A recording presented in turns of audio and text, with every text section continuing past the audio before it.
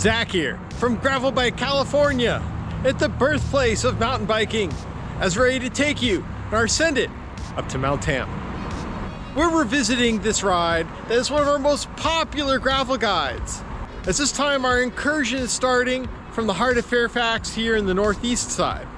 This time we'll be going up Eldridge, on our way up to West Point Inn and to the East Peak before going around Lake Lagunitas on our way back. So,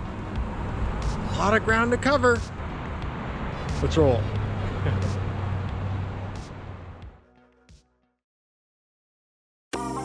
Continuing our dedication to Send Its across the state, by making a return trip to the Bay Area, we planned an excursion up to Bolinas Ridge for January, but the weather was not ideal when I was up there, so I made my General MacArthur decree for June. Bay Area Route Master Mike not only mapped out this ride, but also did recon the week before, noting the ridge was too muddy. Of course, where else are you going to find more alternatives than Fairfax? So holding on to our starting point, he was able to make a new route up to Mt Tam with less mileage, but more vert, and most importantly, ending at the lodge. It's easier to find a group ride in Fairfax than locating eyes in Mississippi, so meeting at the Java Hut, and it was hard to know who was there to send it or something else. As rolling out, it was clear most were here to gravel, but first, we had over 3 miles of pavement ahead of us, making it easier to chat and catch up, like with Nehemiah and his gift of gravel scholarships bringing more diversity to cycling, as maybe most didn't know that our starting miles followed the former route of the North Pacific Coast Railroad that, built in 1874, used to stretch from Sausalito to way up to Cazadero in Mendocino County, which would explain the narrow streets rolling through San Anselmo that was also a junction to San Rafael. And it didn't take us long to blow through Ross, as our environs became more vertical on Lagunitas Road, which was an early signal dirt was coming. The funneling started rolling into Natalie Coffin Green Park, where the margins only got thinner, relegating the group to spread out single file, sneaking our way around the first off-road sector that was the flattest we'd feel for a while, circling around the northern edge of Phoenix Lake, rounding by the cabin built for the foreman of the Hippolyte Ranch in 1893 that preceded the damming of this adjoining lake. With a sharp left turn as our first available, signaled over 1,000 feet of climbing on the 3-mile segment we cover on Eldridge grade, where there's not a lot to pull your focus from climbing, except keeping an eye out for opposing traffic, as the consistency of pedaling helped the cause, and the presence of straightaways aided as well, with the hairpin turns having the opposite effect, as reuniting with Craig from the Gravel Ride podcast handled it all with ease, adding in a few regroups along the way, with not all of us having the same local knowledge of the whole trail system, coming back together for one final push up Eldridge, where there was no let up except for blockages of our views, as the climb was no longer vampire friendly with the emergence of the sun, where it was appropriate for picture taking. You'll notice not a lot of pedaling for the next minute, turning down Indian Fire Road for a half mile, seeing what Mt Tam feels like in the opposite axis, as long as you weren't getting splashed on. While there wasn't much to fear to start, the surface did check the integrity of your fillings and the strength of your grip, maybe having us wish to get back to our primary vertical trajectory, as turning down Hukuiku was an inverse of our last descending, leaving the chunk behind for some smoothness, and having dust kick up instead of mud being thrown at me. But all this did was lead us back to climbing, where we had 2 miles of vert remaining on Hukuiku with a comfortable overall average of 5%, not totally exonerating the group of some bursts of savviness, carrying a 50-50 blend of covered spaces, versus long stretches of exposure, making it impossible to find the sweet spot on layering. We had one last trail turn to make towards the East Peak that revealed the familiar back to me. And no, I'm not talking mud searching for more screen time, making our way up Old Railroad grade, almost 100 years too late to take it for a ride, as this 2-mile stretch was very similar to the last, with the grade lingering slightly just above the previous,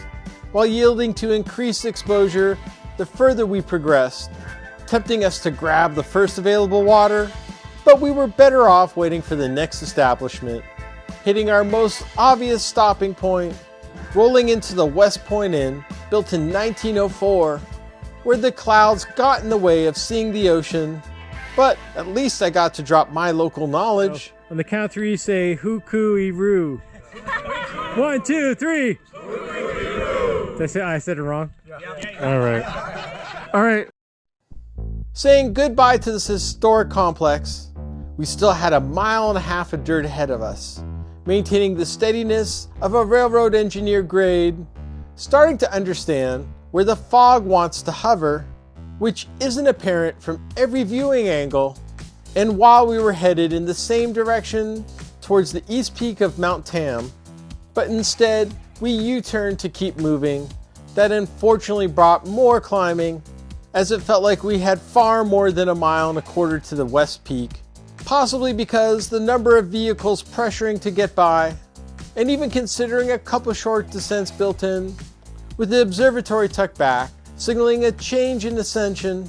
transitioned us not only into largely 3 miles of downhill on Ridgecrest, but also our environment as well.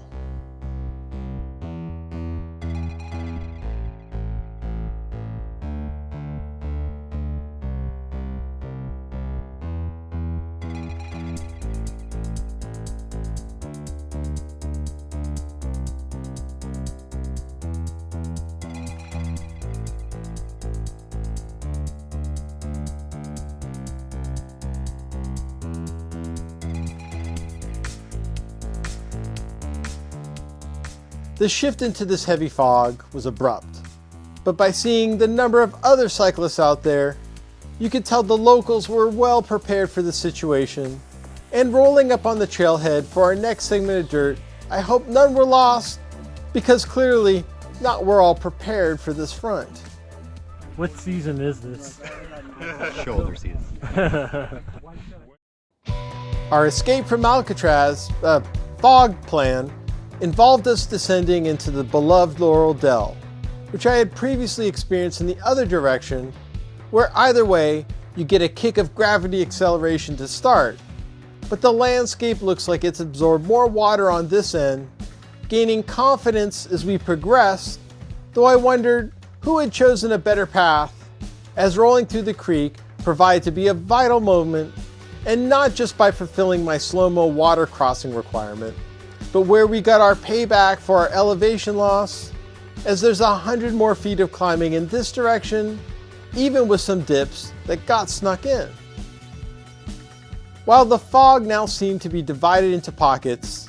finally the retribution for all of today's climbing would take hold, having just made a left turn down Lagunitas Road, maybe getting too much payback for the next 2 miles and beyond, with the pitch averaging 11%, often going dangerously beyond.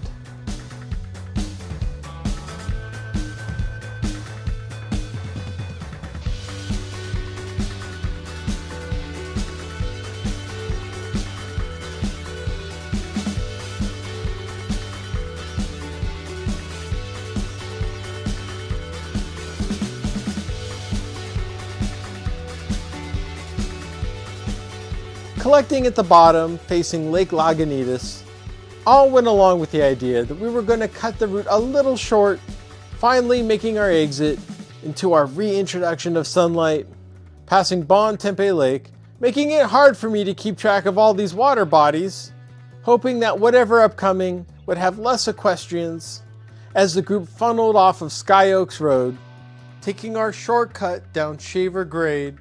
that was downward trending for a half mile, but not as severe as the last,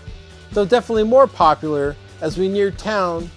soon collecting at the intersection known as 5 Points, as we got back onto our original route, heading down the smooth Deer Park Fire Road,